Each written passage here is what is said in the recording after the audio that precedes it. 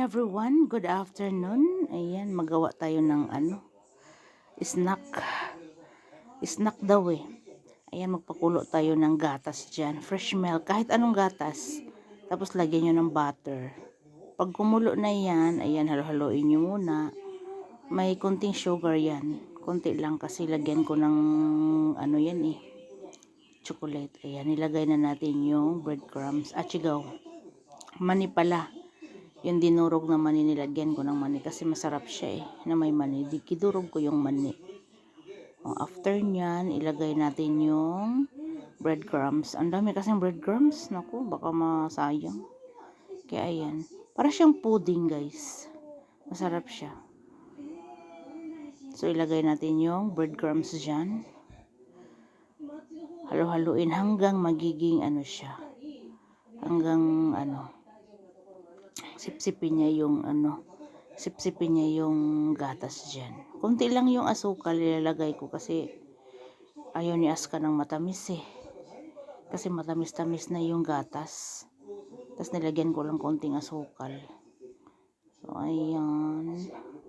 Parang gusto lang namin magawa-gawa ng konti lang naman niluto ko, konti lang yan. Tapos nilagyan ko ng chocolate. Ayan, halo-halo lang dyan. Halo-halo. Hanggang magiging siya. Yung dough niya magiging matigas. Diba? Dapat daw sana ilagay ko yung chocolate dyan. Siya eh. Yung chocolate ko hindi, hindi yung, anong tawag nun? Buo yung chocolate ko. Kaya ininit ko muna. Kaya paghaon ko, tsaka ko na siya nilagay. Ayan lang. Hindi siya, tama lang yung niya, tamis niya. Para siyang wala kang dyan. Ayan ayan na siya. Ganyan na ang datang style niya. Hindi din siya matatawag na brownies kasi wala naman siyang gatas lang at saka fresh milk. Then butter para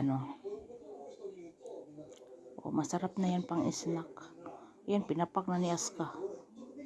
Hindi na pinalamig eh. Masarap siya pag lumamig na. Kasi manigas-tigas siya. Yung para siyang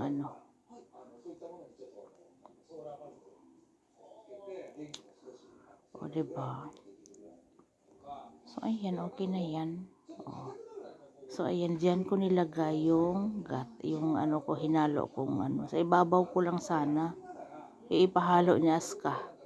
Ayan, hinalo ko. Ngayon, ang ginawa ko, inano ko muna siya dyan. Kulang pala ang chocolate kaya nag-init ako. Buti na lang kung hinalo ko siya doon. Pero okay na yun kasi matamis na eh.